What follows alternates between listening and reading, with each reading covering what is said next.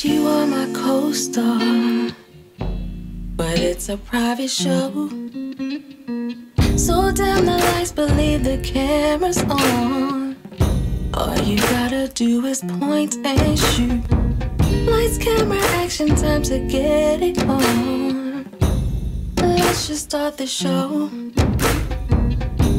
'Cause we're gonna make a movie, baby, right here in this bedroom.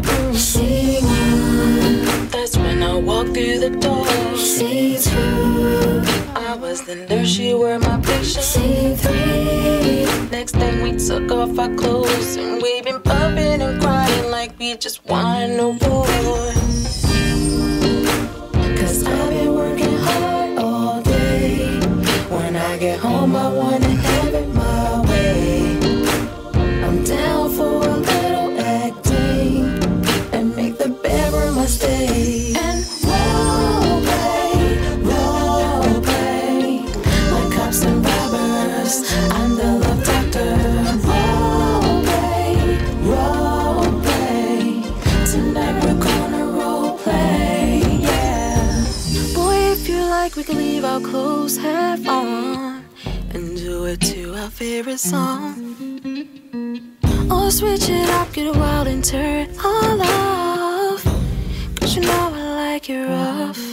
We can do it right by the dishes, on the counter in the kitchen, on the stairs in the living room, on the dining room table. Our sex tastes so good that I have you cleaning the dishes. Whoa. That's when I walk through the door. Scene two, I was the nurse, she wore my picture. Scene three, next thing we took off our clothes and we've been pumping and crying like we just won a war.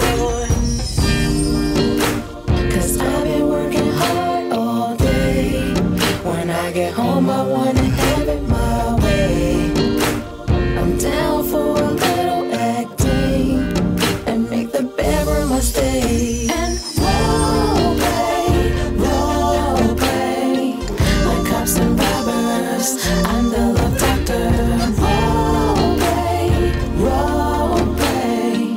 Tonight we're gonna role play, yeah.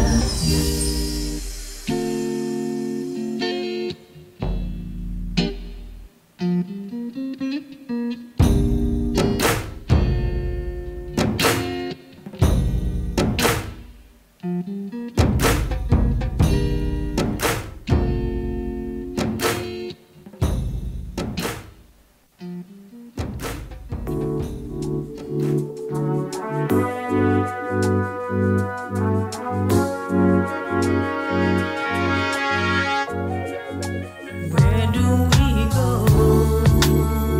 when it's time to leave? Tell me,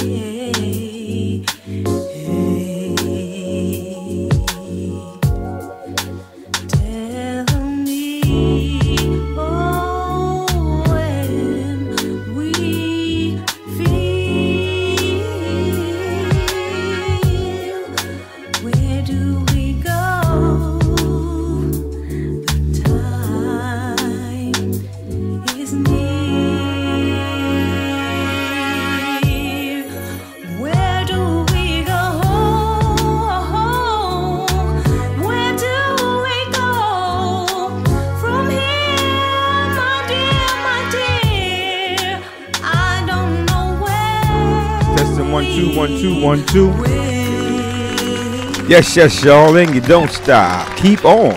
Yeah, boy. Shout out to the previous show that was on. It's about, like, I guess, hip hop music industry and stuff like that. A few people that are still alive and active in the music industry. So shout out to the previous show that was here. Okay. First, I have to preface this, but this is for the people on YouTube. I have to preface this with we had a few trolls that were calling me sexy. Dudes, these are guys calling me sexy. Take off those glasses so I can see those sexy eyes and things of that nature. You can still see their comments in the feed, right? But I had to block them because, you know, I don't have an aversion to another man being attracted to me or whatever have you. But that's not the subject. You feel me? The subject is, you know, black people and our sense of entitlement. And when I say our, I mean as a collective, as a whole, not just one particular person, because there's some people that don't share that same viewpoint. So let me jump right into this. Someone mentioned are black people owe any kind of reparations, right? And I think that may be based upon what other people have gotten because of their mistreatment by the United States government. And my question to that, it's a counter question, would be, what if nobody else got reparations? What if nobody ever got any type of monetary compensation for what happened to, you know, their people? Would the sentiment still be the same about what we're owed? Or do we as a collective think that because someone else got something that we're entitled to it as well? Okay, so think about that before you jump on to the next particular thought about that subject. But now here's my thing. And I said this in the video prefacing the show. A lot of times someone will talk about support black businesses. Support black businesses. You know, the black dollar doesn't circulate, you know, enough within the black community and so on and so forth. And here's my thing. If you are a person that shares the same struggle that I as a black man share, you could be a person of color, period. Right? When I say person of color, that includes everyone that has melanin. You feel me? So you could be Indian. You can be Asian. You know, you can, because listen, there are some very, very dark Asians, right? And the reason why I say that is because in this scheme, in this society that we live in, darker complexion people tend to be treated a lot different. So even if you are not, you know, black, or you identify as a Latino, or you identify as an Indian, whatever the case may be, even within your own ethnic background, you're treated different than the lighter complexion people. So I still consider everybody within that realm a person of color. Now, and you understand what it is to be at a disadvantage. You feel me? So that's why I would say support, you know what I'm saying, businesses and any type of structure, you know, that's coming from a person that has, you know, has a hard battle to fight to get that way. However, some people of color feel as though you're supposed to support them in spite of them not providing a good product or a good service. I will hear people say, you know, well, there's this new store that opened up, whether it's a sneaker store, a soul food restaurant, Jamaican, whatever. You know, and they'll say, well, you know, we got to support each other. Now, my thing is this. I work hard for my money. You know, I'm in construction. I work hard. Sometimes I come home aches and pains, and I may climb, you know, steps, you know, 20 times a day, literally up and down, up and down, up and down. I do hard physical work, and my paycheck is my reward, my compensation for the work that I've done. So now I'm going to spend that money and I want the most for my money. I'm not going to just spend it with this guy because he has the same complexion as I do. No. That's not how shit works. I'm going to spend my money where the value of the product, you know what I'm saying, matches the sweat and tears that I put in to get the money. I'm not going to be so careless with my money and say, well, you know, he's a black brother, you know, let me just go get, you know, let me support him. No, if his product is inferior to the next person's product, then I'm going to go spend my money with the next person, because it's all about getting more bang for my buck. It has nothing to do with me just supporting you because you're a black person. And I think that a lot of black businesses have this particular ideal that they don't get the support from the black community. I think they have a sense of entitlement, and they don't necessarily have the right product or the right approach. I'm not even going to say marketing, but they don't even have the right approach. It's just a sense, you know, I'm your brother, you know, or I'm your sister, you know, spin with me. You feel me? Meanwhile, they're selling you a bunch of fucking garbage, or something that's subpar. I want to say garbage, but something that's subpar. And I think that this particular mindset cripples us because, you know, like, put it like this: if you go to certain neighborhoods, right? You can have a McDonald's in this neighborhood, a McDonald's in that neighborhood, and a McDonald's in that neighborhood, right? Typically, the people hire from within their surrounding, you know, area. So you're going to get the people that live in that particular area as the workers. If you go into a McDonald's in the Asian community, you're going to see a lot of Asian people working behind the counter. And that goes for every other different ethnic background. Wherever that particular store is at, you're going to see people from that neighborhood working in that store. I just think that your management skills and your customer care has to match your desire for your customers. You know, if I own something and I want you to support me, I have to greet you with respect. I have to treat you with respect. I have to offer a good product. You have to feel good when you come into my store. Not just because I'm a black man do I expect black people to come. And put it like this here. The station that I'm on right now is black owned. However, there is no preferential treatment. You feel me? There is no preferential treatment. It doesn't make a difference who you are, right? There are rules and regulations to business. I myself was a person that at one time had my feelings hurt because I expected something and I didn't get what I expected. And, you know, I had to come to grips with that and understand that it's a business. At the end of the day, you can be friends with a person and that's all fine and well. But when something is about money and it's about a business, you may have a little leeway. But at the end of the day, you feel me? If you own a business, it's about providing good service and it's about treating your people well. But the people have to treat you well and abide by certain rules and regulations. That's just what it is. I think that we as black folk think that somehow we get a pass on that. Because if this was a station owned by someone other than a black person, people would have their ass on time. They would adhere to all the rules. They would, you know, be more respectful towards other guests. I mean, they would do things the right way. You feel me?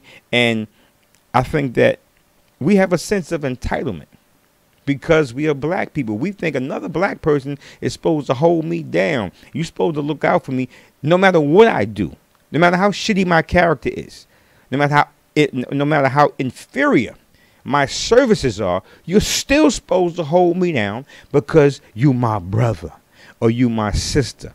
Well, I'm calling out bullshit, straight bullshit. Because if you in fact respect another person, it doesn't make a difference what their racial or ethnic makeup is. You're supposed to conduct yourself a certain way. And that's just what it is.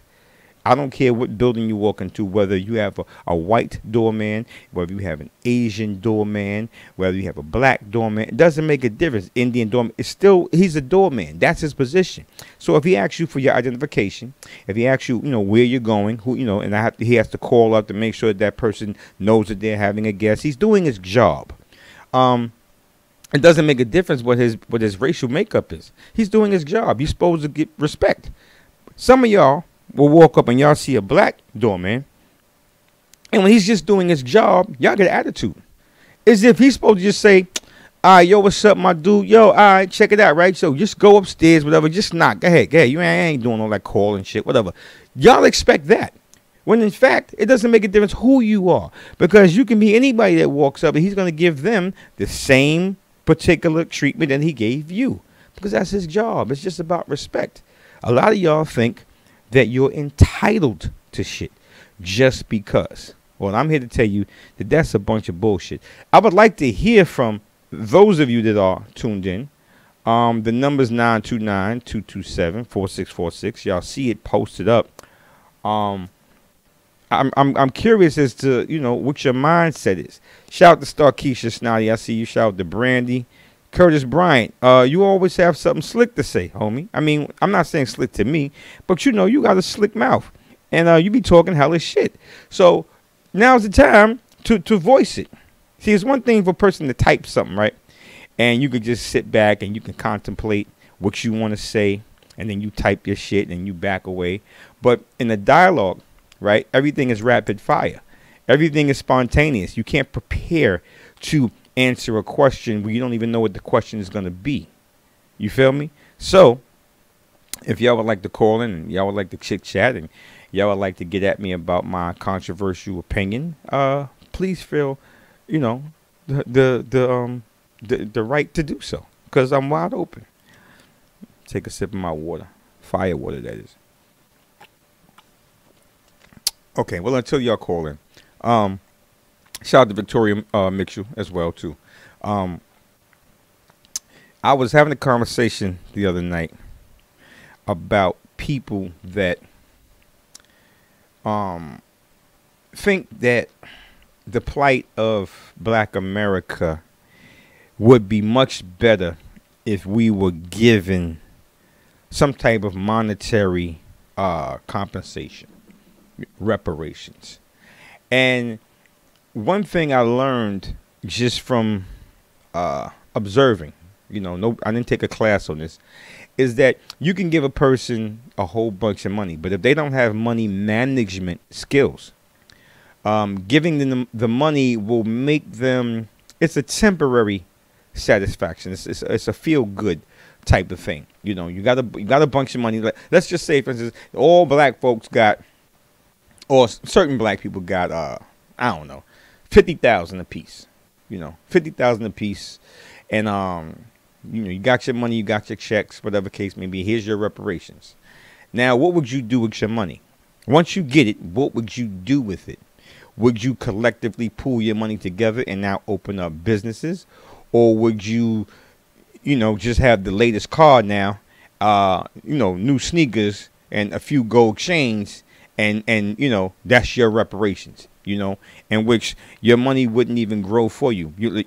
Your money wouldn't make you even more money. Would that be the case?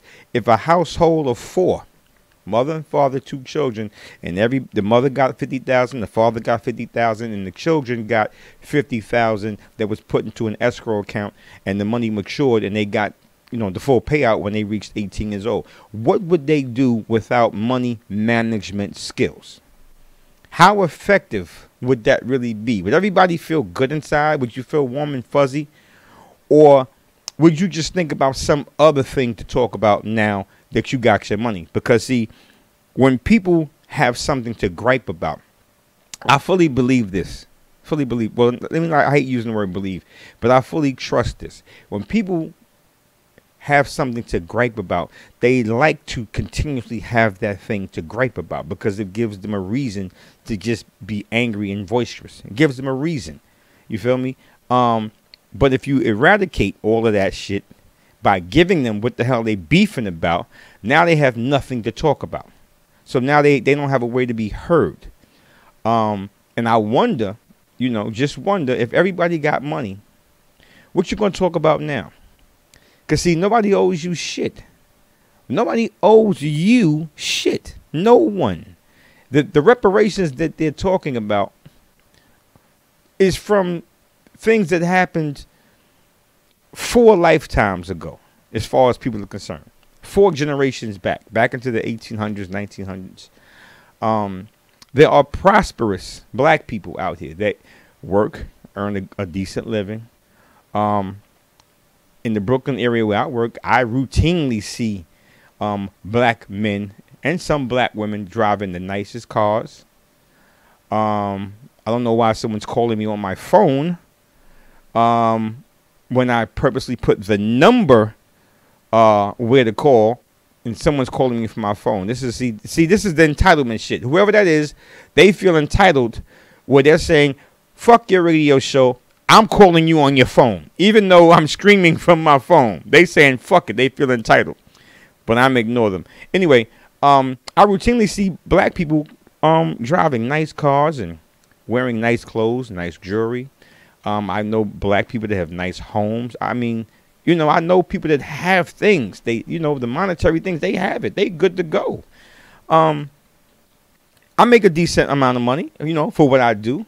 I could be making more, and I will make more, but I'm okay. I'm not complaining. I could vacation. I could go places, and I'm not exactly check to check now. So I really don't have any complaints in that area. I'm not, I don't have this issue where I'm going to blame my position in life on something else or someone else. Whereas, I have opportunity. I live in the land of the free, right? I'm in America. I can walk and I can come and go as I please. Y'all know I'm all around. I'm in every borough except Staten Island. And it's only because I don't have a reason to be in Staten Island. But I'm all around. I walk freely. I talk freely. I can do anything that I want. Anything that's within my physical and mental power, I can do. So why would I feel that someone owes me anything? And I'm going to go in deeper. I work for a construction company, and the construction company is Portuguese owned. The owner's Portuguese. And the majority of the upper echelon of the people in the company are of Portuguese, descent, or they were born in Portugal, or they're Portuguese. And one thing I realized about when you dealing with people that are in an industry that is money driven, we're not talking about entertainment and things of that nature. We're talking about, the bottom line is the dollar. The only thing that matters and the only thing that they care about is that you're good at what you do. That's it. They employ you because you're good at what you do. They don't care if you're an asshole when you get off the job. They don't care if you are, you got 5 baby mamas, if you got, this particular issue. They don't care. When you punch in the work, whatever your job is, you do your job effectively. That's it. That's the bottom line. It's a colorblind industry if you're good at what you do.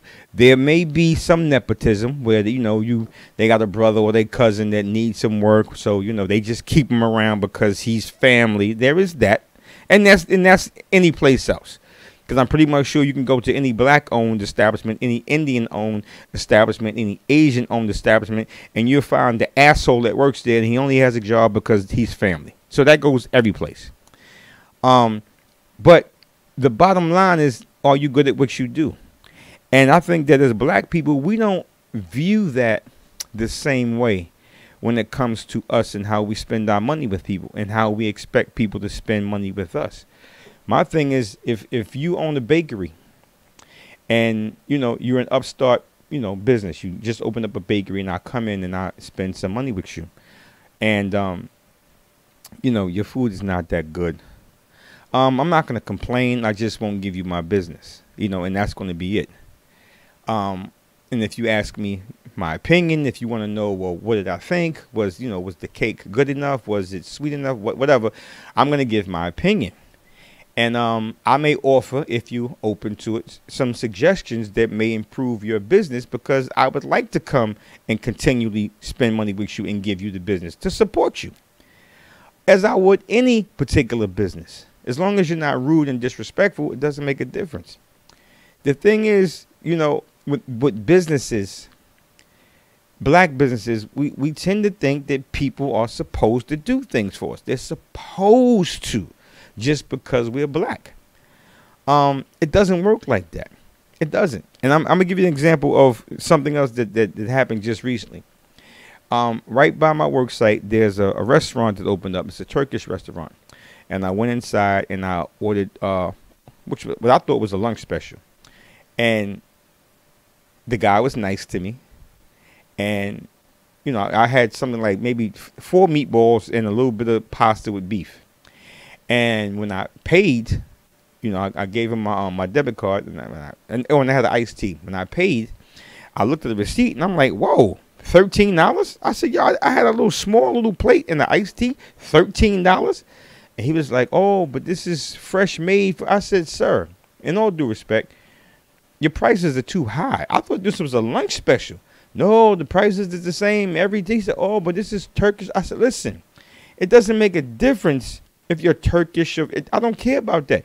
You're not going to have any customers. You're going to be out of business in a month because your prices are too high.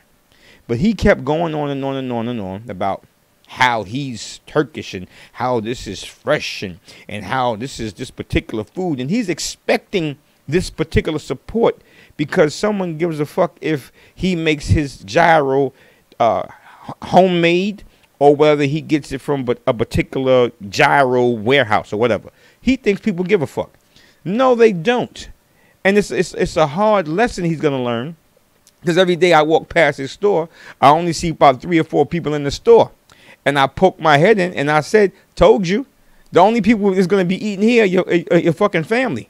And they're going to expect shit for free. I said, you'll be closed. Give you 21 more days and you'll be closed. You know what I'm saying? And he says, no, this is good food, good food. I said, okay, whatever. Here's the thing. People don't cater to their customers. People do not cater to their customers. We think that because we think our food is the best or we think our product is the best that you're just supposed to like it too. And I've said this many times. Most times people say, nobody's mac and cheese is like my mother's. Nobody's sweet potato pie is like my mother's. Well, the fact is your taste buds are acclimated to that particular taste. And that's what you're used to. So anything that is other than that is not familiar to you. So it's not that something doesn't taste as good or doesn't taste better. It's just a taste that you're not used to. So therefore you stick to what you are familiar with.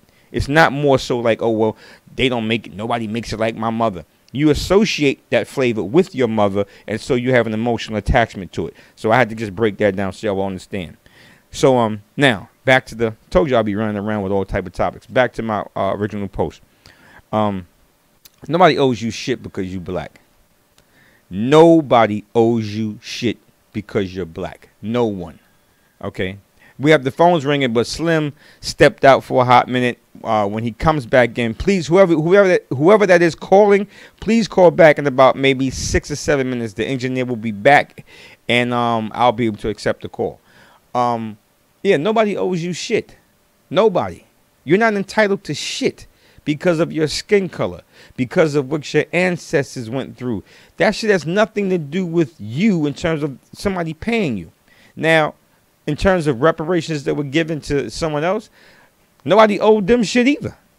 Nobody. Government didn't owe them shit. I mean, shit, Japanese should be getting a whole bunch of money.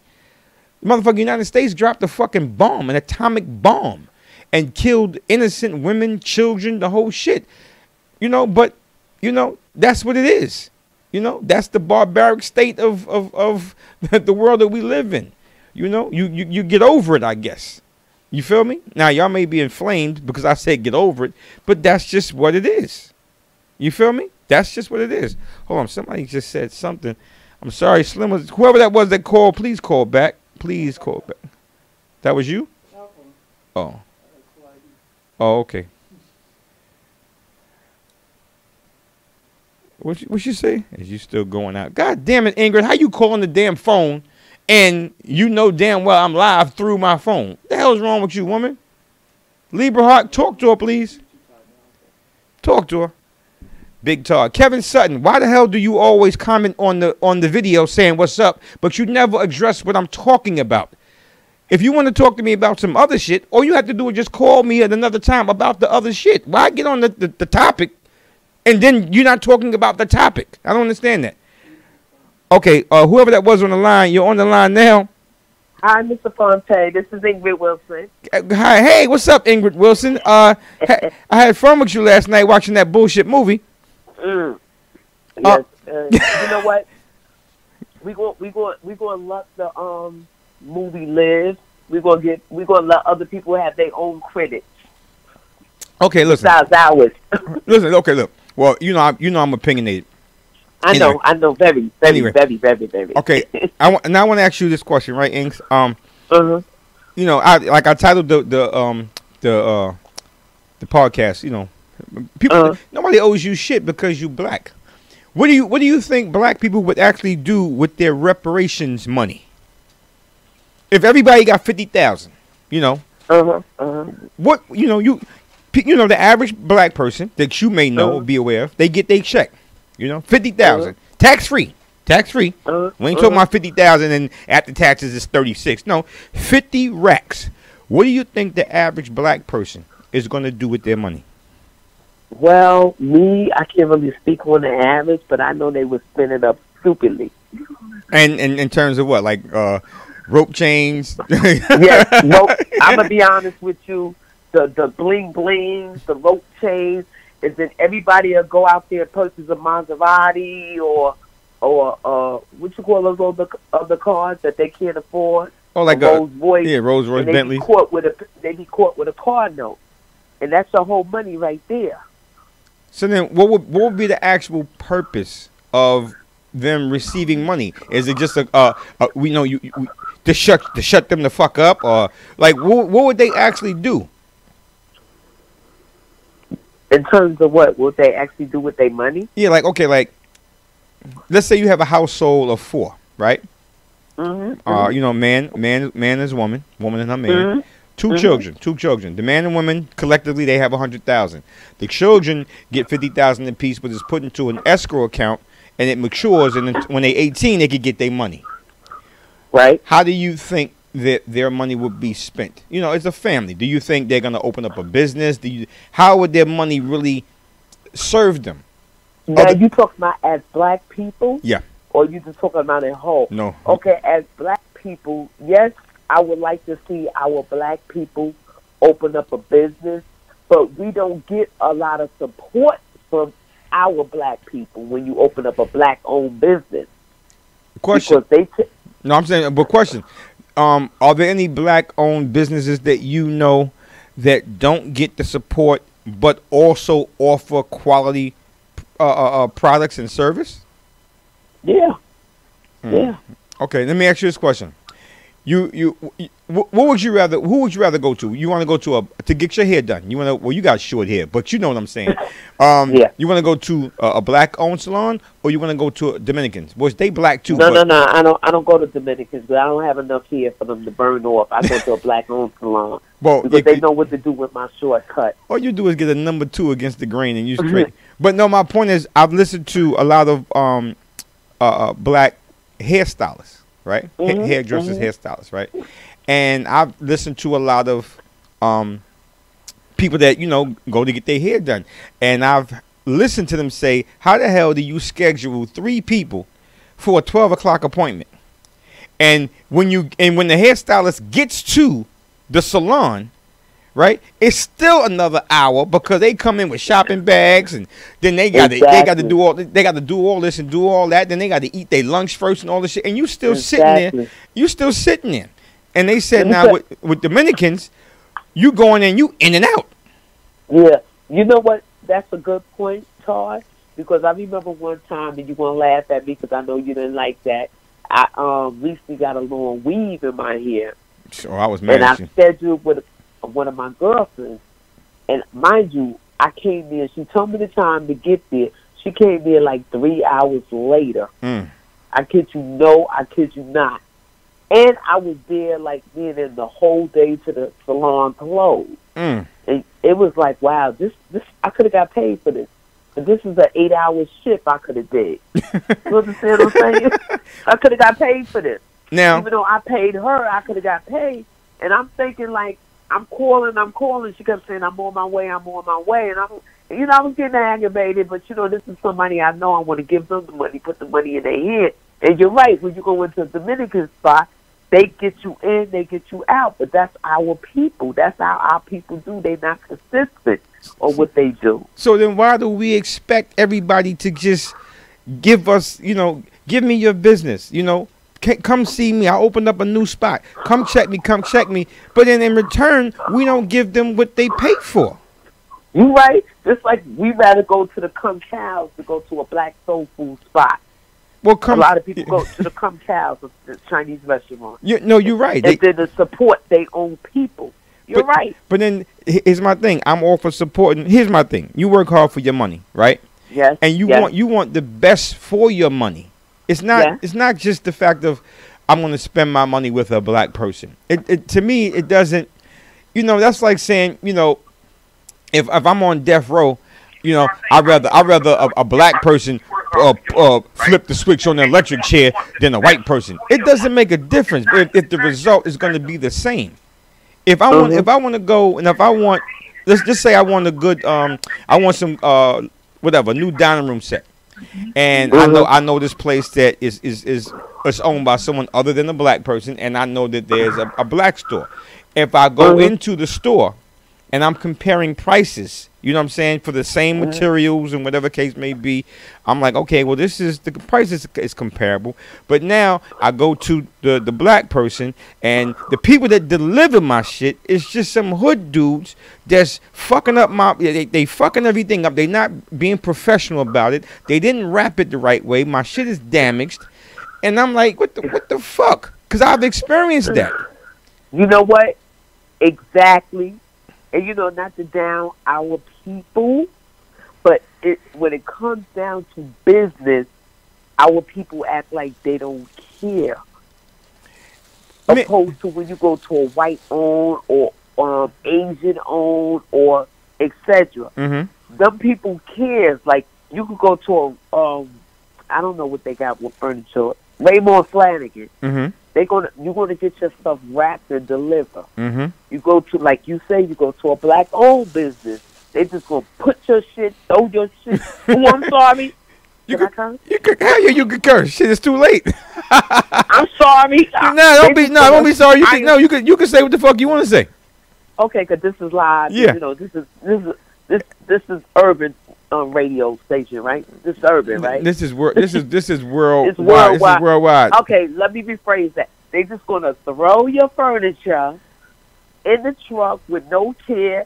By the time they get it upstairs and deliver, you're gonna have scratches and all that. But when you complain to the company, black owned, mind you, it's a problem. Exactly. Now you gotta come out your character. You gotta get hood on them because they get hood on you about your furniture. Opposed to another company, they be like, man, let me help you. We're going to work with you. Let me just get you another piece. We will come and send the movers. They're going to remove that from your apartment. We're going to send a new piece over. But I get it. Exactly. And that's why you fuck with Raymond Flanagan? No, I don't do that. I'm just using that as there. Oh, okay. I don't do Raymond Flanagan. And see, that's the thing, right? When it comes down to us expecting. If you curse. Yeah. Go ahead. No, because shit, we curse. Shit, what the fuck? We curse. Shit. Okay. Hey, this ain't no PG shit. We curse. You say, oh, shit. That's right. Everybody all over the world is hearing you curse. They know England curse. If anybody know English, she curse like a motherfucker. But this is my thing. We tend to think that people are just supposed to accept whatever we do because we're the same complexion. No. You feel me? Like, oh, just do this. Okay, like your friend who you went to get your hair done. Yeah. She should have been particularly conscious about time, because it's like, yo, you know what? That's my homegirl. Like, if anybody I'm gonna be on time for is her. But it was on the contrary, it was different because it was like, oh, that's just Ings. That's my homie. I could do her. I could do her however. Yeah. That's how black people do. I mean, not black people. That's how people do. Yeah, They be like, oh, that thing, she'll wait. She ain't exactly. going nowhere. But here's the flip side. If you put it this way, if you hadn't seen her in say maybe a month, and the next time she saw you, your hair was freshly done, which is evident. Which is evident that you went someplace else to get your hair done, right? Of course. She'd have an attitude. Well, you know what? she have attitude. Like, oh, really? Like, really? You know what? I'm not going to say I don't care, but you need to reflect on that time that I had an appointment with you. You need to see where you went wrong at. Am I right or wrong? No, I agree with you. Because you can't take up a person's whole day. You don't know how their day is. You don't know how their Saturdays is. Well, you should just be on time. Listen, I've had people cancel as a guest on this show. I've had people cancel on me. I tell people to be here at 5:30 so we can have a pre-show conversation. And I've had people cancel on me like at 5 o'clock. Okay. And I'm like, but really 5 o'clock? Really 5 o'clock? And I asked you to be here at 5:30. You didn't give me any heads up and say, well, maybe, I don't know, let me see, and give me a chance to extend myself to someone else. Or there's been times where I've told other people that was like, yo, listen, I want to do X, Y, Z, and I want to do this, and they're paying me. They're paying me to sit here, right? And I've told them, no, I can't do it that day because I have someone coming in. And so I canceled money. I canceled money to have them come and promote whatever they were doing, or whatever case may be, and then they stand me up. However, if I was of a different ethnic background and maybe I wasn't cool with them like that, they would be more respectful. And I think that segues into how much respect do you think we give each other when it comes down to black people in business? None. And why do you think that is? None, because I don't. They feel that the other races, I'm not just going to say one race, the other races is more, what's the word for that? They just feel that the other races, they could get more from the other races than their own kind. They think it's better? They think whatever the person is selling is better, of higher quality? They feel like, just like if you go for a job, and you go for a black-owned company, and then that person's going for an interview, and I mean the interview works out well, X, Y, Z. The black company's well put together. They got it going on. Then here comes the other company that calls you. You be like, you know what? I'm gonna go with this because they feel like, for some reason, and it goes back to slavery. It goes back to these people. They still look at those people as ruling the world.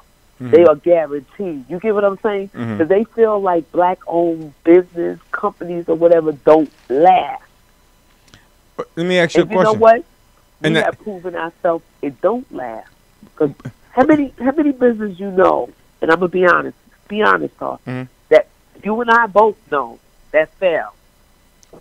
A whole bunch. And I'm going to ask you, how come FUBU, right?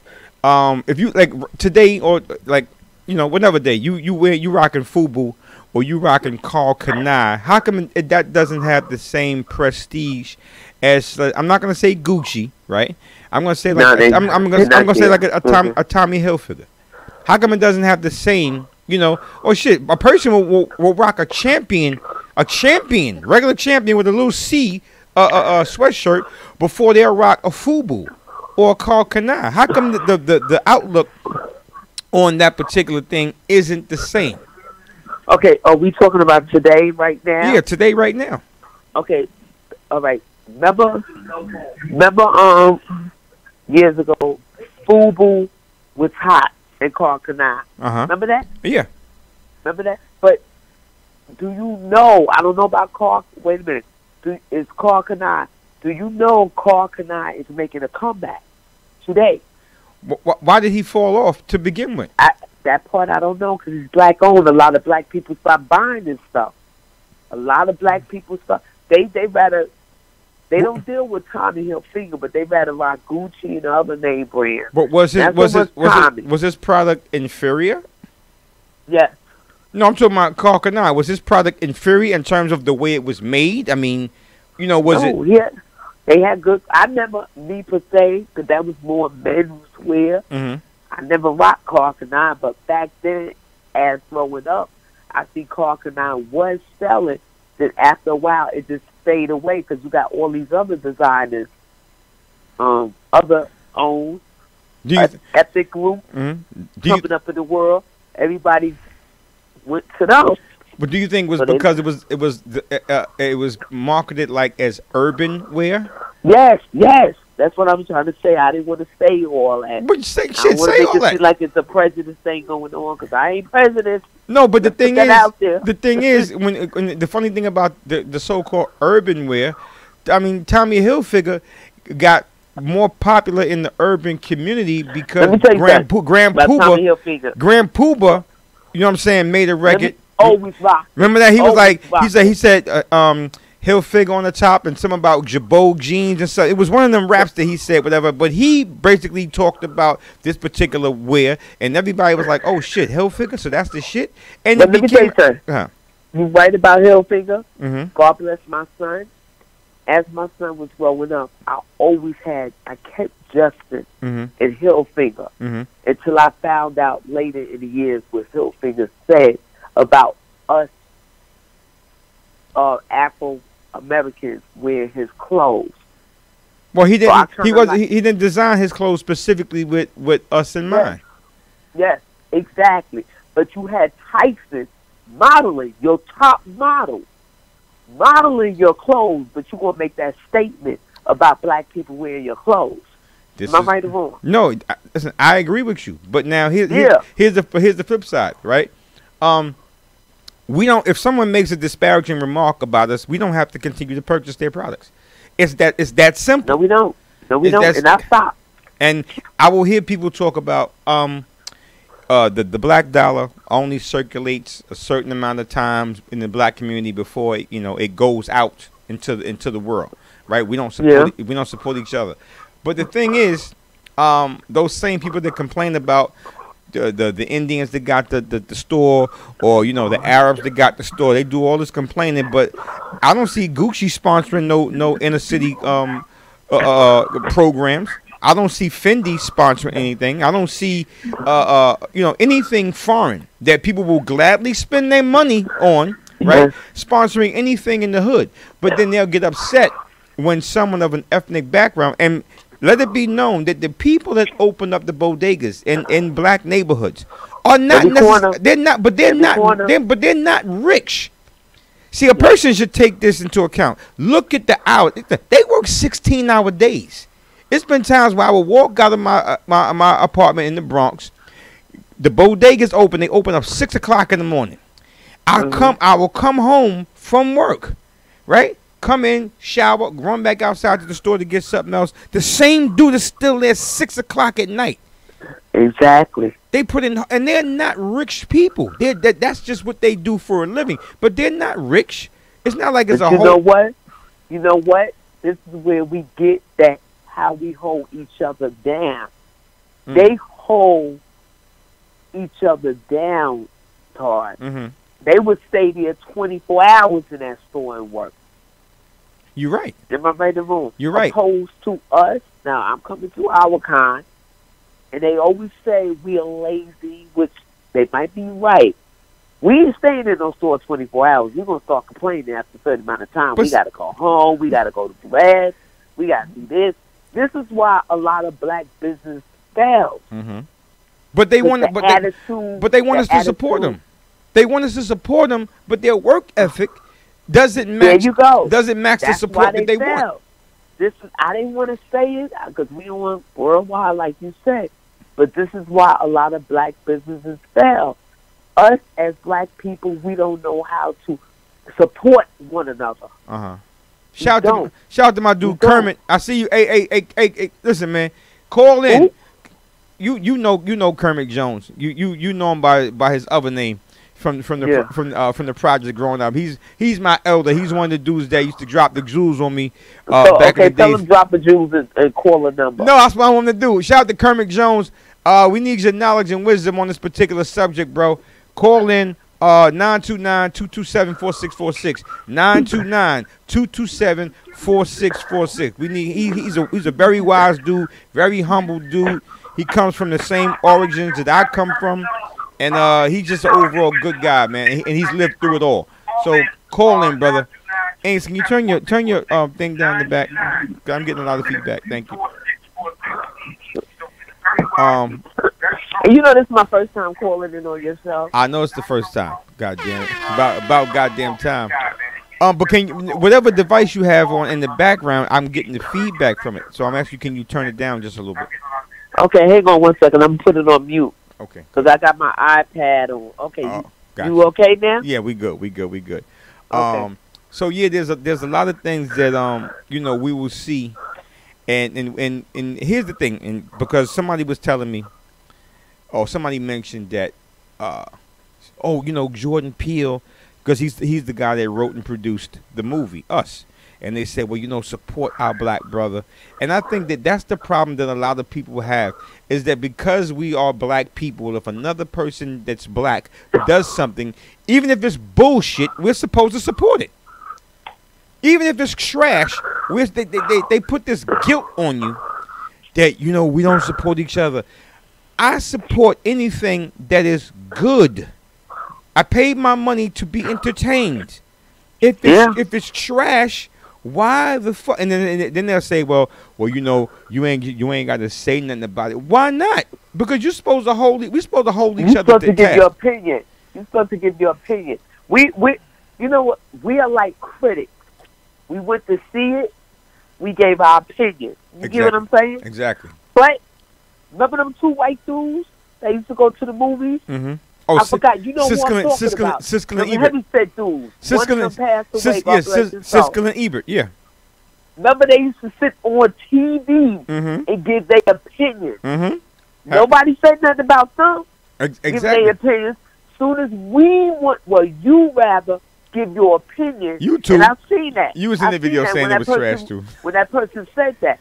But it's okay for them to give their opinions, but as soon as you say something, it's a problem. Because they expect us, like, no matter what, right? You just supposed to just sit there silent and support them. No, we got a voice. Listen. Hello, we earn that right to speak. Freedom of speech. We can say whatever we want to say. But them two white men say what they want to say. Nobody say nothing else. And they gave their opinions on every movie that came out. Am I right or wrong? You're 100% right. And what's the difference? Because our skin tone is different. I guess. What's the difference? I guess people sometimes suffer from personal incredulity, and they have an authoritative complex. Whereas if you and I were on TV, right? That's what it is. We would be deemed as being an expert. You feel me? We will be deemed as experts, right? And then our opinions would hold more weight based upon our alleged expertise in judging and critiquing movies. But because it's just Ingrid and Todd, people have how the fuck would you know? Like, what y'all know about a movie? What y'all know? But we sat there, we watched it, just like them two people. Exactly. They sat there, they watched it, they gave their opinion. What is the difference? Someone said that if we watched it without the Tito's, we might have got a different perspective. Well, you know what? I'm glad I had the Tito's. Tell that somebody I'm glad I had it. Okay? That's what enabled us to get through the damn movie. Yeah. Whoever that was, and I hope they listening. I'm glad I had it. She's listening. Because I'd have been snoring. No, trust me, she's listening. I'm not trying to dog the movie. Whoever want to go see it at your own risk. I'm not trying to dog it. But you said at your own risk. Yeah. Like, be prepared. For what happens. You need to have your Tito. Shout out to my cousin Javon. I say Javon because that's what I'm saying. But Javon, call in, man. The number's 929-227-4646. 929-227-4646. 929-227-4646. Calling Javon so we can chop it up. This is my cousin. Todd, this is actually fun. I never called in on your call, but I'm glad I did. This is fun. I've been trying to tell you this shit for the last 3 years. It's very intriguing right now. I'm like, okay. I've been telling you this for the last 3 years, but you I know, you but I'm kind of shy. I'm not a talkative person. What? You know me, Todd. I express my feelings behind the scene, not on blast like this. Yeah, this is true. You're a true Virgo, a true lady Virgo. So you're 100% right. 100% right. Yeah, that's how I am. I'm very shy sometimes with words. No, and let's remember when you say Virgo, I'm older, right? Older, everybody out there, I'm older. You older by like 4. You older by a few days. Are you serious? You older by a few days. All that. We got a caller. We got a caller. And stay there. Somebody's. Okay, second caller. You're on the line. State your name and where you calling from. Your cousin from Long Island. Hey, what up, Javon? We got cousin. That's right. Hello. Hey, Javon. Hi, cousin. How you doing? Javon, okay.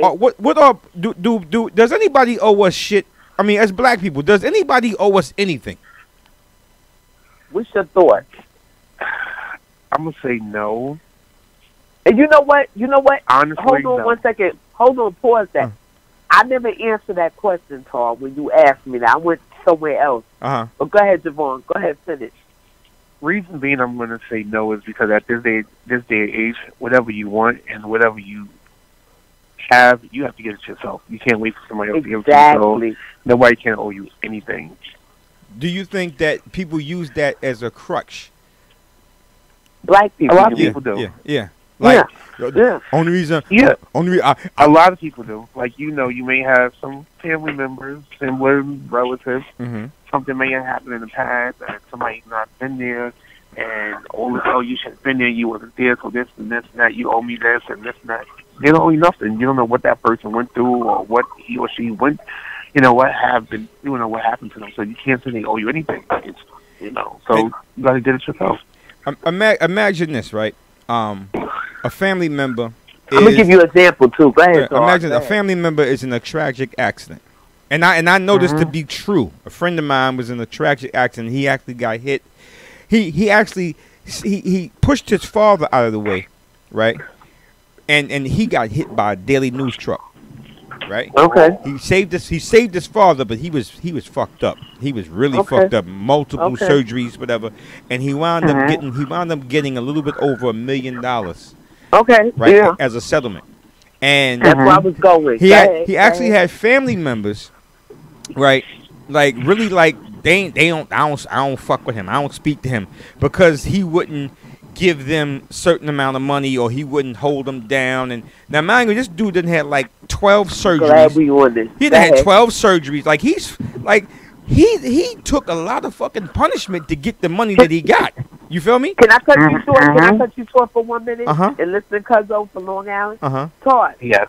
Did them people take him to the hospital when he needed his doctor's appointment? Was they did and take him to the hospital? No. Was they did at all? No. But they felt that you got this big settlement and I'm behind on my rent. So why you ain't? That ain't my problem. Now once he didn't make it, then what? You're right. Exactly. But let me tell you about that, and I'm glad you brought that up. I had a settlement a couple of years ago, right? That's not even family members. A friend thought I was supposed to give. Why? Because this is years ago. This is years. When I say years ago, why am I supposed to give you? You wasn't in that car when I got in that car accident. But you my people. You didn't take that same surgery I took. Why? Explain one thing. My name is on that check, not me and yours. Why? Exactly. Why people feel when you get a piece of change, you owe them something. When I was down and out, I ain't here for none of y'all. Am I right or wrong, Carl? No, you're right. You're 100% right. You're 100% right. See, I'm getting real personal, and because I have a problem with that subject that you just brought up. Because a lot of people feel like you owe them something. Now, and Ingrid Wilson is here to say, I don't owe nobody nothing. if I hit the lotto tomorrow, I have a few people in my mind that I owe. Or would you? I wanna not more so owe, right? Mm-mm. But would you look out That I for would do for. based upon how they handled you? Let me tell you something, it's a few people. It's not even all both of my hands. Mm-hmm. 4 people I have on my list. And that's it. Got you. That's it. Javon, you know we have a huge family, right? Very. So it's a lot of us. It's a lot.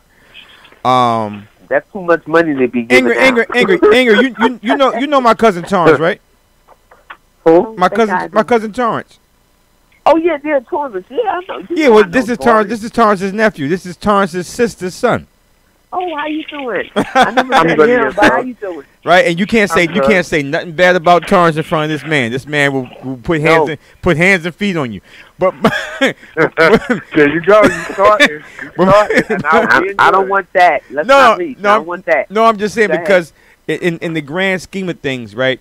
And I've said this to my daughter. I said if I ever come into a bunch of money, whatever case may be, you know, your whole lifestyle will have to change. You have to change your associates and all that because people will expect something from you because they'll be saying, your father got it. You know what I'm saying? Like, you know, people expect that if you are a millionaire and you come into 7-Eleven to purchase something, that you should pay more because you got it like that. You know what I'm saying? People have these stupid ass expectations from people. No, but you know what? Like I say, I'm going back to that person that was in that car accident. If nobody was there for that person, you didn't take him to the hospital, you didn't come and check up on him every day, but you want money. Now all of a sudden your rent is behind, you got all these financial issues. That's not my problem. Because prior to that, if I would never got in that accident, those bills still would have been there. You get what I'm saying, cousin from Long Island? Yep. I know someone, right, that I went to school with, and she's a I don't know, she might be a detective now, but she was I didn't know that she was a police officer at the time, but she was a police officer for like maybe 8 or 9 years, and this was maybe like 15 years ago. And I found out that she's Will Smith's cousin. Right? Who? Will Smith. Okay. Will Smith. Okay. That's like his father and her mother, brother and sister, some shit like that. And she showed me pictures of her, you know, back in the days when, you know, he was on the Fresh Prince and all that, whatever case may be. Okay. And I'm like, hold on. So why are you even? And that my mind state back then was, so why you even got a job? Your cousin is a millionaire. Your cousin's a millionaire. Listen to me. No, hear me out. His own career. But look, hear me out. Career. And that's what she told me. She was like, yo, listen, that's my cousin, and he's Will to me. You know what I'm saying? Exactly. Like, he's Will Smith to y'all, but he's just Will to me. He said, but listen, the bottom line is, he ain't like he's not my father. He's not responsible for me. You know, exactly. This sense of entitlement that I have because my cousin is famous. There's a lot of cousins and family of famous people that have regular everyday jobs. Let me tell you something. Cousin from Long Island. Yes. I'm getting ready to get personal. So, you know, I had a little struggle years ago. Mm-hmm. And, you know, I had a particular friend that looked out for me. I mean, really, really looked out for me. I wouldn't accept nothing for this particular friend, but I'm grateful for this particular friend to this day. You get what I'm saying? I mean, I got to a point where I was down on my low, my last. And like I say, if I ever get it big, that particular friend, 2 people, that particular friend and another person is always on the top of my list. Because I never will forget that struggle, and that person was there. I'm not afraid to admit that on worldwide, because, you know, everybody goes through their little struggles. Everybody. Shit happens. I can say shit, right, Tom? You just said it, damn it. But, you know, I don't know. We don't switch the page and went on to a whole different subject. But in reality, it's all under the same banner because really nobody owes you anything and nobody owes you shit. No, but my thing is, I acknowledge who was there for me, And when I get, I'm going to acknowledge. You get what I'm saying, cousin Gotcha. from Long Island? Gotcha. Yes. I'm going to acknowledge. And that's what people need to do, because you could hit that mega millions for 700 and something million. Watch how many family members come out the woodwork you didn't even know you had. Ooh. Hey, listen, right, Javon, right? You know, me and Javon don't speak that often, but when we speak, we talk about deep shit. We talk about deep shit, and especially when we be tipsy, we talk about that real shit. And when I speak about his uncle, right, which is his mother's brother, right, and we talk about his sentiment. If I'm correct, Javon, I don't want to speak for you, comes from the type of person that his uncle is. Whereas if Terrence is good, anybody in his immediate circumference is good. Exactly. But he doesn't owe you anything.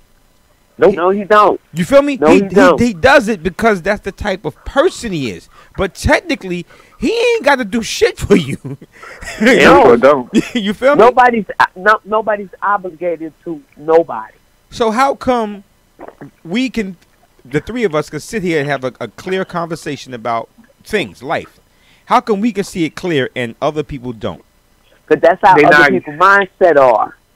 And they didn't mature in that mindset yet, where they can see outside of that box, like nobody owe you nothing. Just because he has it doesn't mean that it's yours.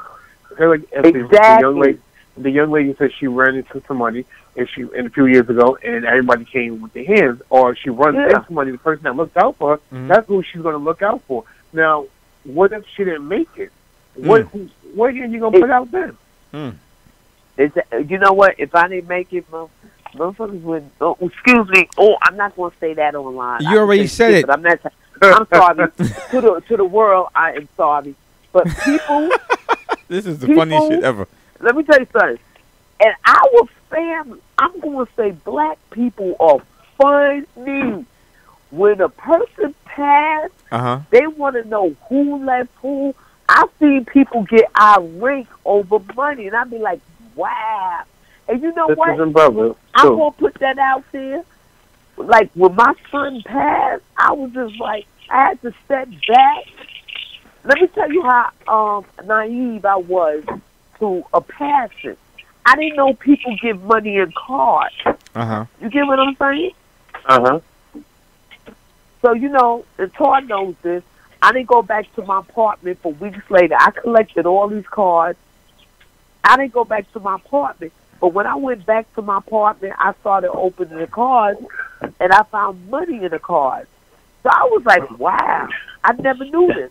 So I was like, oh, this is why a certain individual, I'm not going to say no name, wanted to go back to your house. Which I don't care. This is why at that time a certain individual was trying to snatch that whole yellow envelope from me. Because that certain individual knew it was money. Well, you know I was guarding. There. Yeah, you damn right I was there. I was guarding the envelopes. You had it. Yeah, I had the envelopes. Because I knew. See, at that particular time, I didn't know. At that particular time, as a grieving mother, I didn't know. Right, I knew that people were there to be vultures. Well, people were there as vultures, because I pay attention. I watch people. I watch people watch people. Meaning that I pay attention to how you're looking at another person, because that tells me what your sentiment may be.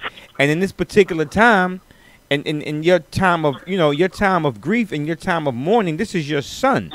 And I'm like, listen, just be there for whenever she needs you. Whatever Ingrid needs, just be there to give her that. And that's it. You cannot dictate how a person reacts to any situation.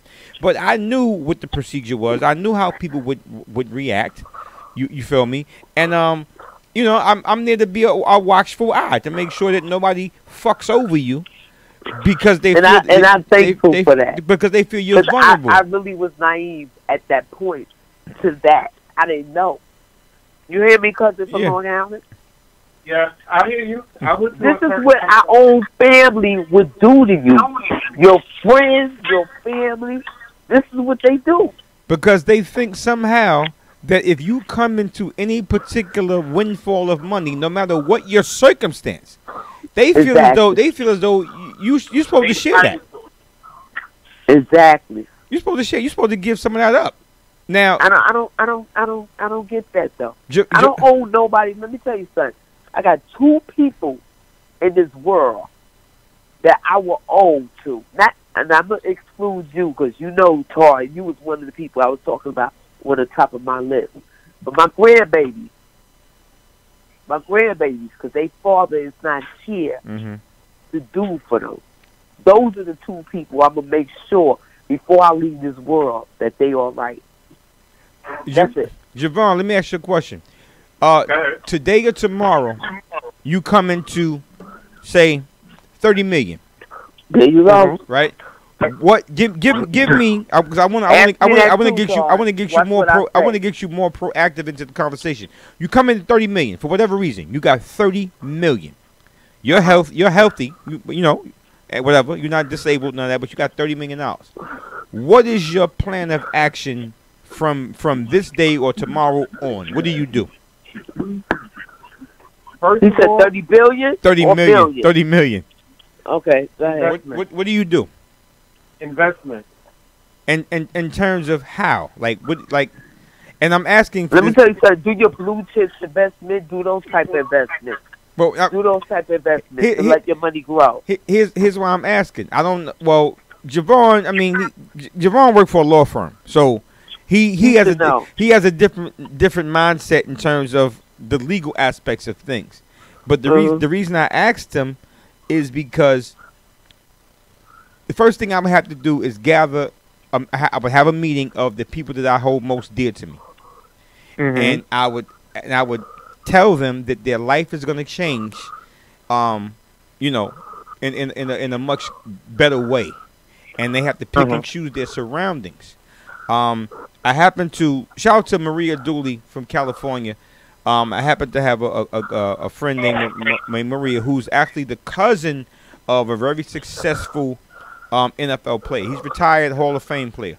And she told me that. Hi, Maria. He's a multi-millionaire, and what he did. Oh, she on the phone. Hi. She might be on the phone. What he did for her, what he did for his family was he has like steakhouses in California. And members of his family are shareholders and they are owners. Like, you may see them in the kitchen, you may see them waiting tables, but they are actually owners. Okay. For me, they were required to go to take some business classes, so they understood business, right? But they are owners. So you might see a family member that's a waiter, but he's an owner in that steakhouse. You might see someone that's a waitress or a bartender, but they're actually an owner in that steakhouse. He gave them the incentive to be like, listen, I'm not just going to hand you money. I'm going to give you a way to earn money and to have equity, right, in the business. And if you fuck it up, it's on you. You feel me? If you fuck this up, it's on you. I'm giving you the opportunity. And that way, nobody could ever be mad at him about him not, oh, you a millionaire, you ain't give me this. No, all of my family members, all of y'all had the opportunity to, listen, you have to take this class, right? You have to successfully pass this class in business, and I'm going to allow you or put you in a position to where you are an owner-operator in the family business. I want you to work for it. Bingo. Yeah, there you go. Exactly. I want you to work, and I want you to learn it. Exactly. Before you come into my business. Because Javon, you can give the select family members a nice amount of money, and within a year and a half, them same members that you gave the money to, they be back at you talking about your cuz. They be knocking at your door talking about they owe rent. Yeah, your cuz. Exactly. Because we're not all financially literate. You feel me? Where we understand laws and we understand economics, we don't really know how to make our money work for us. And this goes back to me I always tie in all of the many conversations we had within the conversation. It goes back to me saying you have to have some economical knowledge about how Yes. to manage your money. Yes. It's not that you just get it. What do you do with it? And that's the reason why a lot of us, when we open up a business, it fails. It fails because we don't know how to manage our money. You know, we think that I got X amount, and I'm one of them dudes that used to have the shoebox full of money, and people will say to me, why didn't you invest? Why didn't you do this? Why? And I talked about this last night with Ingers. I was like, yo, Ings, remember? I used to run into Ings in the after-hour spots in Harlem, and I would always be by myself, always dolo, right? Yeah. And I would bump into Ingrid, and I would go to buy drinks, and I would pull out all this money, and Ingrid would get mad at me and be like, yo, what are you doing? Like, what's wrong with you? Because I'm in Harlem with $5,000 in my pocket, and Ingrid would get so mad at me. And in retrospect, when I think about it, because money for me was so plentiful back in those days, I didn't know how to invest.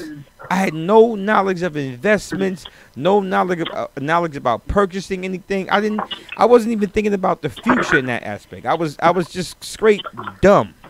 I'm telling you all the world, Todd Fontaine was straight dumb when it came down to But you know economics. what? Back then, we had no knowledge how to invest our money. Exactly. We would just get it and spend it and flaunt it and trick it and do whatever else. You're right. We never had no knowledge. You're right. But today, we have the knowledge. So if you got it, do what you're supposed to do with it.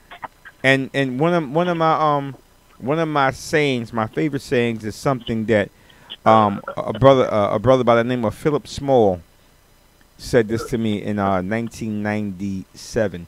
He asked me my age, right?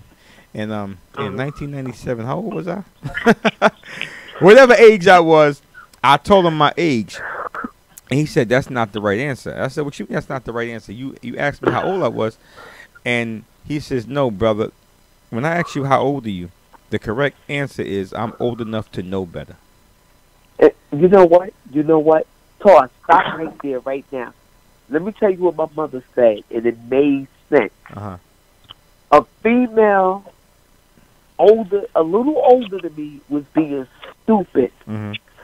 My mother say, "You too old to be stupid." Mm. Oh, she made that comment. Mm. You too old to be stupid, and she's right, because as you grow older, you should grow older with knowledge. Mm-hmm. We all been, everybody, cousin, you a boy, cousin from Long Island? Uh-huh. He got us on speakerphone, but he there. Everybody. No, I'm getting my Tito's ready because my company's coming. Oh, he said he getting his Tito's ready. Oh, so you know what, cousin, I need to be at your house. Well, you want to I need to be at your house. But this is a Tito night. I'm drinking my little Tito right now. That's why I'm a little talkative. Because I am shy. I would never get on Todd's show. And Todd knows this. He had it for 3 years. Wait till I get Ingrid up here in the studio. Wait till I get Ingrid in the studio. That's going to be the best ever. Oh, well, he never invited me, so don't. Because you know what? Todd going to chew me out in the studio. He going to make me as a mute. Because I'm going to be on mute day. Okay, hey, He never invited me, so don't feel bad. Javon, I want another caller. Wait a minute, because go ahead. No, somebody else is calling in, so I want to let, because Javon's Javon's getting his thing together, so I want to let Javon go, and I have to have this other caller chime in. All right, cousin? Go ahead. All right, cousin. Bye. Cousin, we're gonna do links. Yeah. Okay. Okay, cool. Got you. Links and drinks, cousin. You said links and Not a drinks. problem. All right. Good night. Okay. So we're gonna. Okay, it's just this one. Yeah. You having fun, right, Ings?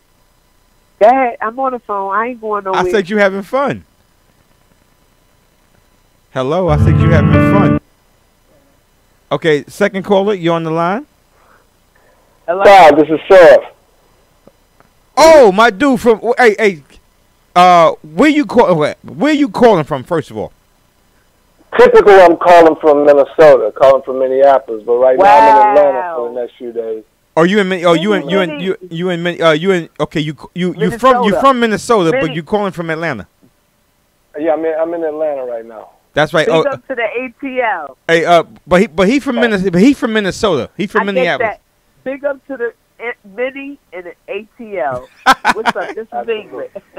And that's Surf is the homie that I've never met, but I've never met him in person. But he's the real homie. And when he comes to New York, when he has a gig in New York, we gonna chop it up, man. But hey, okay, we got to do links and drinks. she said links and drinks. Right. But go ahead, sir. Talk your talk, bro. I wanted to speak. Like I said, while I was waiting to go in, I don't know exactly what you guys were speaking on at that moment. What I wanted to speak on, though, and first of all, let me preface by saying, you know me, Todd. I shoot straight, just like you. Yes, you do. But I'm not on here to advertise my company or my service. But you can't. But you can. I know I can, but I'm just not going to. Now, if you say. If you guys want to, find out what Seraph is doing, reach out to me, and then we'll connect like that. I'm not, because this is not what I do is not a biz op. It's not a multi-level marketing. It's not network marketing. It's not none of that stuff. So I don't necessarily need people, but what I do need is to impress upon the people who are listening to this show right now and the people who will listen to it in the future. The biggest mistake that our people make from a business standpoint, and we're just talking business, there's a plethora of things we can discuss, but from just business alone, the mistake we always make is we go about business the opposite of how our European counterparts go about business. Please. And here's what I mean. Elaborate, please. Okay. Yes. When we have an idea, let's say a man or a woman or a couple really, really are good at cooking. Let's say barbecue. Okay? Gotcha. What we do, we come up with all of the necessary and prerequisite thoughts, patterns, ideas, technology, whatever, to make the best barbecue known to man. We know how to do that.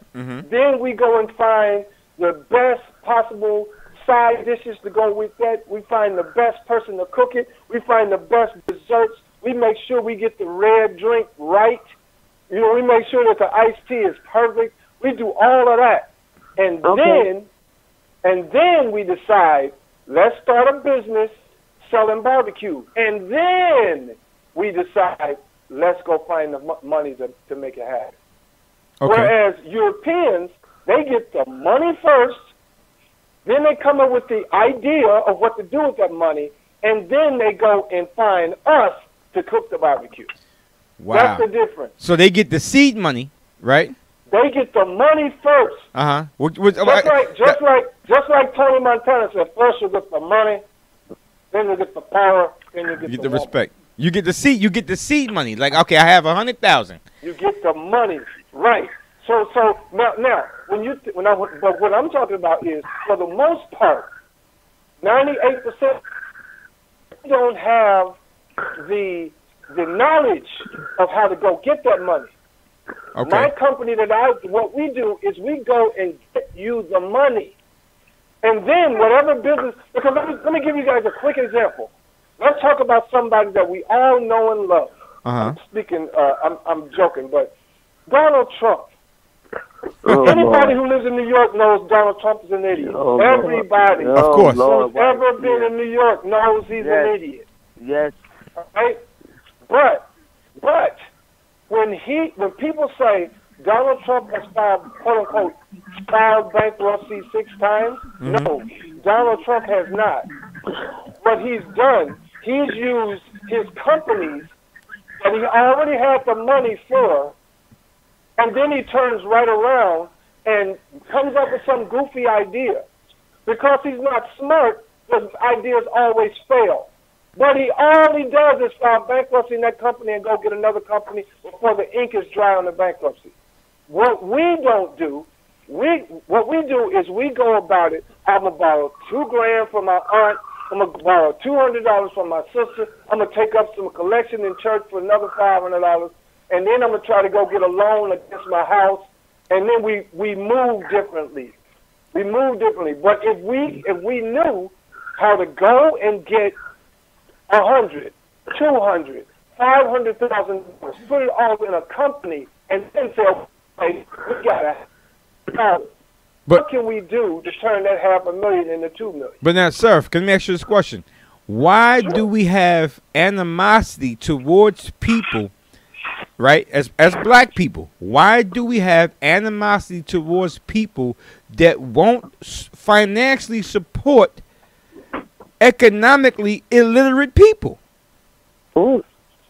What? Look, the bottom line behind the whole animosity thing, a lot of people try to, especially people who have guilt for their forefathers and how they have moved through this country we live in. They give every excuse for why we are as we are. However, we have to keep remembering we are human first. That's first. We are human. You're a black man first. You're a man first. And every man started out as a little boy. And however you moved, or however your mother and your father moved as you were a little boy, determines basically how you're going to be your whole life, unless something happens dramatic to change your trajectory. Wow. So that's some real knowledge right there. Right. So Europeans, erroneously known as whites, all right, and our people are erroneously known as blacks. We all are basically the same people in how we move through this world. What changes us is our environment.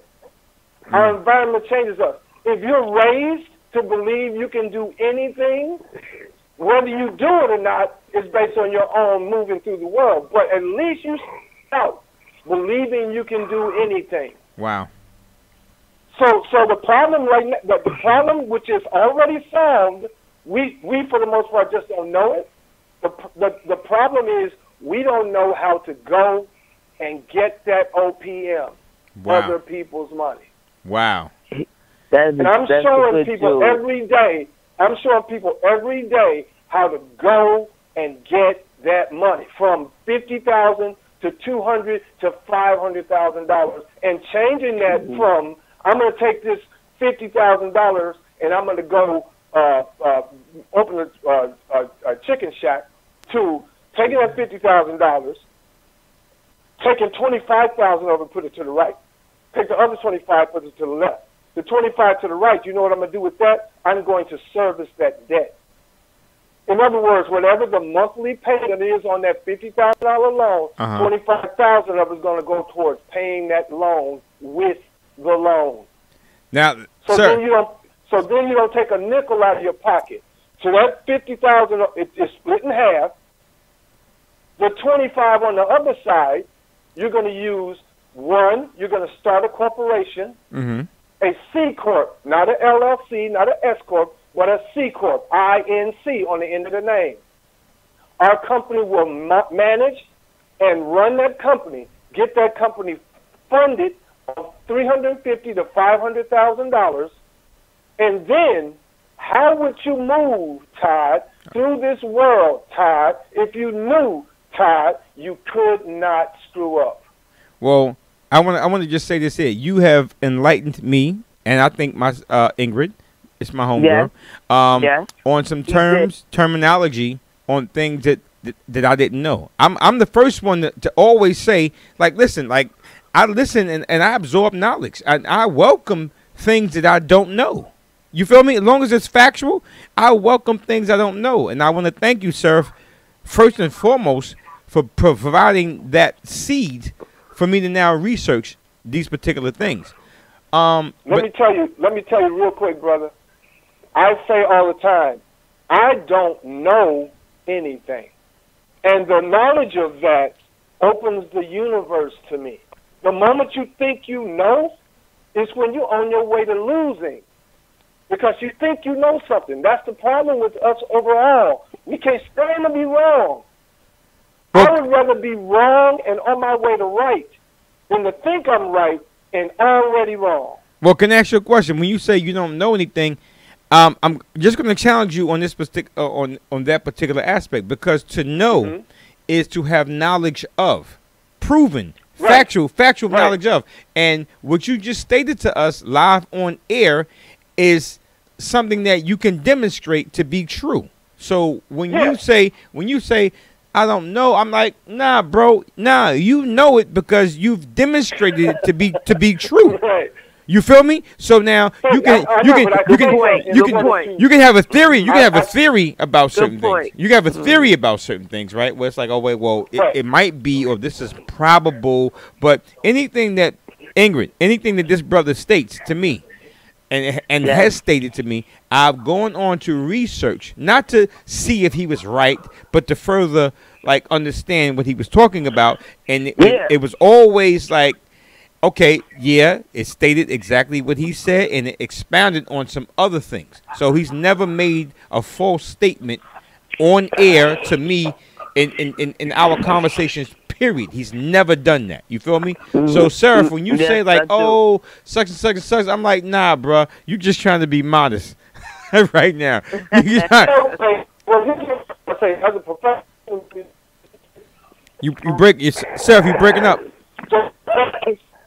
Seraph, breaking up. No, but again, I want to say this real quickly, if I can. Of course you can. Again, Todd, the company that I work with, that's what we do every day. Notice he didn't say work for. He said work with. I don't work for anybody. I peep terminology. That's why I'm trying to let the listeners know. How you say it. I'm trying to let the listeners know. Peep game. He didn't say work for. He said work with. That's an empowerment sign. Right. Go ahead. So continue. I'm sorry. Words have energy. Absolutely. Gotcha. So the company I work with, that's what we do every day. Up to 50 new clients a day. What I do is I get on the phone with these clients and I say, what is your goal? Wow. How many goals do you currently have on the table right now? And my job at that point is to get them from where they are today to at least, and I'm going to bring up one more term that I'm sure you know about, Todd. I want to get you to at least $100,000 a year passive income within 365 and one half days. Can you explain what passive income is? I will. Active income is what you do when you trade your time for dollars. Okay. That could be somebody working with a hard hat on. That could be somebody that's a surgeon. That could be a lawyer. It doesn't matter. If you go and you do something and you get paid doing that, and you stop getting paid the moment you stop doing that, that's active income. Okay. Passive income is what I've enjoyed most of my career because I wrote some songs in the year 1999. They were released in 2000, and I've gotten a check for that record. I won a Grammy with that album. I've gotten a check from that record since year 2000, and I'm going to get it for 75 years. 75 years after your death, am I correct? Long after I'm gone. Are you BMI or ASCAP? I'm ASCAP. For the listeners, what record did you write that you were getting these residuals? I didn't write the whole album. I wrote about 4 songs on Jimmy Vaughn, Stevie Ray Vaughan's older brother, his album "Do You Get the Blues." I wrote it in '99, and we won the Grammy in 2001. Is that Stevie Ray Vaughan? Is that wow? That's Stevie's brother. Stevie's brother. What category of music is that? The blues. You wrote blues? Yeah. Wow. I got a country demo, dude. I write anything. If it cut a check, I'm writing it. What is your how many musical instruments do you play? I play one, a little bit of guitar. I'm a songwriter by trade. I'm a singer. I'm the baddest, but I'm a songwriter. You're a singer. You're a singer by trade. I'm the baddest singer you never heard. Well, can you do this here? Can you in the comment section, right? On YouTube and as well as my live video on Facebook, can you provide us a link with all the information that the viewers need to find out or discover or be introduced to your talent? Sure, no problem. Drop, because I'm interested. I'm like, yo, Sarah is my dude on Facebook, and we chop it up about party and bullshit on a regular, but he has a whole different talent. He has a whole different vibe. Exactly. Yes. I'm like, oh shit, really? Yes. You I'm like, hold Yes. up, you want a Grammy? Like, really, my Yes. dude? Yes. He want a whole. And you know what's really dope? What's really dope is I'm in Atlanta right now, right? Uh-huh. What's really dope is when we went to the Grammys, and we're sitting in the audience, and because of the blues, that's the ceremony that they do early in the day. They don't put it on TV, right? Yeah. So I'm sitting in the audience, and everybody's sitting there waiting to get their Grammys, and David Foster, the guy who wrote "After the Love Is Gone." Yeah, I'm familiar with the David Fosters and the Hal Davids and all of them, and the Burt Bacharachs and all of them. He's standing on stage. Yolanda Adams is standing next to him. So they're presenting Best Traditional Blues Album. They call out all the people in the category. They call Jimmy Vaughn. Me and Jimmy get up. We go on stage. Right in front of me on the front row was Outkast. Wow. So I'm looking. They looking. They told me that, right on, man. Right on. Like, and what's I up? could tell the way they were doing it was like, yeah, it's easy for a brother to win a Grammy in the hip-hop category or in the soul category, the R&B category, or even the pop category. But when you see a brother get up and he's getting a Grammy with the artist as a songwriter in the blues category or the jazz category, something like that, that's just a different deal. Look, a different vibe, right? I'm gonna drop something on you, right? And now I've known this from, like, I'm from South Jamaica, Queens, right? Not too far from South Jamaica, Queens, New York is a little section in St. Albans called Adelaide Park, right? Mm-hmm. You know, as a music historian, certain names. So when I say Etta Jones, and when I say Houston Preston, right? Mm-hmm. You know who they are, right? Mm-hmm. Etta Jones, not Etta James, Etta Jones. Right, Etta Jones. Right? Was my Aunt Etta. That was that was my grandfather's brother's wife. Right? Wow. So I grew up in the era of... You grew up in it. Yeah, I grew up in it where my grandmother and grandfather's good friends. Right? Mm-hmm. You waiting for it? Right? What's that dude that played the trumpet? What's his name? Legendary dude. What's his name? Not Count Basie. Dizzy Gillespie. Played no. Saxmo. Oh, Saxmo. Yeah, Louis Armstrong. Exactly. Yeah. Those are my grandmother and grandfather's good friends. Right? Wow. What's that dude that had the orchestra back in the days? He played the orchestra. Exactly. Duke Ellington. But not more so Duke, but Count Basie. Basie. Yeah. Right? What's the dude? The Eckstein was his name? Billy? Remember him? Eckstein. Remember him? My grandmother and grandfather's good friends. Right? That's crazy, dude. These are people It's that... a shame black folks didn't have no cameras. Listen. We ain't never got no pictures of some of the stuff we've done in our lives, man. Listen.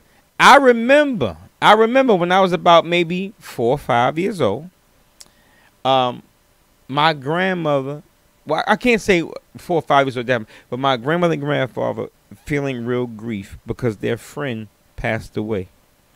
And I was like, I didn't really understand death at that time. And I was like, whoa, what happened? Like, why are they so sad? Like, the whole household is sad. And because their good friend had got killed in the plane crash. Otis Redding. Oh, man. Otis, yeah, with the Barcades. My homies, I'm from Memphis. When he died, the Barcades, the whole Barcades died except for the bass player. Exactly. You have, sir. I'm going off on a tangent. You have to understand that in South Jamaica, Queens, our heritage, right? If you remember the cleft tones, if you remember Frankie Lyman and Frankie Lyman and the Teenagers, I'm friends with the sons and the grandsons of the Frankie Lymans and the Teenagers, and this is my era. So wow. Why do fools fall in love? Frankie and the Teenagers. Exactly. So when I talk to you specifically, and we get here and we express our points of views, I take, and this is something that someone said to me about musicians and writers and things of that nature, because y'all are gifted. I don't even want to use the term anointed because that's some religious shit. Yeah, y'all are gifted because you see things in an abstract way where you can interpret a person's thought, or you can see something that happened and you can put it into words where other people really can't. And then when they hear the words, they're like, yo, the shit that you said is exactly what the fuck I saw. You feel me? But they can't really they can't put it into words the way you can. And that's a gift of interpretation. And my thing is, I've always been called clairvoyant since I was a little kid. Yeah. I didn't know what the hell is clairvoyant. And they'd be like, you can always interpret things that you see and put it into words. And I'm saying that you supersede me in that as a songwriter, because I have books and books and books of poetry, right? But you supersede. I told you a long time ago, Todd. You need to send me some of that stuff. I know, but my thing is when I release poetry and I release things that are dear to me, it's because it sheds insight into me, and I also, like my homie Ingrid, she only talks when she's a little tipsy, right? No, I'm here. No, trust me, I'm still here. I know you're here, but my thing is, like, we have this thing. It's like when I talk, I let you inside of me, and I don't want you to use what I tell you against me. You feel me? So we only tend to talk at a particular time where we feel it's safe. You feel me? Exactly. That's how I feel. Exactly. And so, so to get back on topic, because I know me and Ty can fall all the way down the rabbit hole. Man, we could talk for an 8-hour shift. Wait a minute. Mini/ATL. I'm gonna say Mini because Minnesota, MINN/ATL. What did you think about what we was talking about before you came on the call? You heard our conversation. What is your points and your views? On what particularly? Because I don't like speaking to elaborate. What were you talking about? We were talking about the support that black people give or don't give in relation to black businesses. Well, okay. My thing on that is simple. I think we as a people, we need to come out of the 60s, and here's what I mean by that. You're right. You're right. In the 60s, if Uncle Johnny opened up a convenience store, right, and we didn't patronize his convenience store, that was a bad deal because Uncle Johnny busted his ass to open that store, and we could at least go in there and spend $5 on a cupcake instead of spending $2 on a cupcake over at the other store, right? Yeah. But nowadays we're in the technology era. We're not even in the information era anymore. That's old. We're in the technology era where Uncle Johnny can open an Amazon store today and make $100,000 in 3 weeks. And he don't care if you bought something from him or not. Doesn't make any difference. What I say is this. Today, in 2019, going into 2020, what we as a people need to do more than anything, because living in Minnesota, which is about 95% European in the whole state, and 5% other, all live in Minneapolis, St. Paul. Other, meaning anything other than English, German, Norwegian, Swedish. Okay? Anything other than that, 5%. All right? The whole state. Wow. All right? So, knowing that, I'm around Europeans a lot more than most. All right? Mm-hmm. So I understand that Europeans don't stick together. I also used to be married to a Jewish girl. Jews don't stick together, people. I hate to break it to you. You They don't. They don't? They don't. Wow. No. They don't any more than we do. Any more than Europeans do. What they do is they have learned how to build a business. So with that business, they don't need to beg you to come and help them out. You go Gotcha. because that's where you go to get the best product. So the question Gotcha. is, can we build businesses online and off, more so on than off, of course? Can we build businesses where it doesn't matter if we or somebody else patronize or not? I'll be honest with you. Every time I talk to people about my company, I've taken a lift every day back and forth to rehearsal. And everybody that picks me up in looks like me. And as soon as I get in the car, I ask them, what else do you do? And they'll give me a whole 15 minutes as to what they do and how they wish they could do this and how they wish they could do that. And I'm just dropping cards. Hey, go to this website. As soon as you get done watching the website, call me. My cell phone number's on the card. Because I'm telling you right now, you are working way too hard for way too little. When you could be when your money could be doing the work for you. Wow. Period. Well, There's no reason, folks. This is a secret.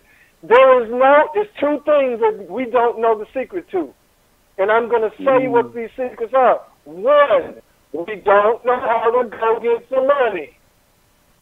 wow. Secondly, if you are paying federal income taxes, you need to get another accountant. Wow. I just got a notice that I owe the income tax after I paid them. They tell me I owe them for money. They telling me no. I swear on everything I love. I went to the Bronx and got my mail because y'all know I live predominantly. I live in Brooklyn, and I just went to the Bronx and got my other mail, and they just told me that I owe money in taxes when the IRS fucked up and were garnishing. They took $4,000 from me in taxes. I mean, and they garnished my check when they were supposed to only take maybe $2,200, and that's because I hit the slot machine in Connecticut for $5,000. I said fuck them up. No. Me and my cousin was in Connecticut, and I put $20 in the slot machine. I hit for 5 stacks, and I said, "Fuck them, catch me." So they caught me, and they caught me. But my point is, I just got a statement from my income tax. I'm like, "Oh, whoa, what you talking about?" So how much they say that you owe now? $1,200. Okay, here's what you do, Todd. Pay it, because if you do what I'm telling you to do, you'll never pay them again. You'll never pay them again. Okay. Understand this. In the year 2008, the Disney Corporation had a $3.5 billion tax liability. Guess how much they wrote off in that year? How much? $4 billion. Wow. The government gave them $500 million. Wow. Let me make a declarative statement. I hope everybody my Baptist minister dad used to say, may he rest in peace, let everyone under the sound of my weak voice hear this. If you are 18 years old or older, living in the United States of America, and to the republic for which it stands, you need to have a C corporation. C corporation. C Corp. Period. Got you. And We built the company I work with. We get you the corp. We put the trade lines on the corp, and we go get $500,000 for that corp within 120 days. wow. Damn it. We reached our limit, and damn it, got good. It always get good when it gets late. Y'all check Service page. Y'all see him on my timeline. Y'all check his page. Here's what I'm gonna do, Todd. When I get out the phone, I'm gonna text you. I'm gonna put my cell phone. No, I'm not gonna do that. No. Just post all links on this timeline and on my YouTube page. Post all links. All right. Our time is up. We have to go. Thank you, Seraph. My Ings, my dude. I'm gonna holler at you, but we gotta go. One love.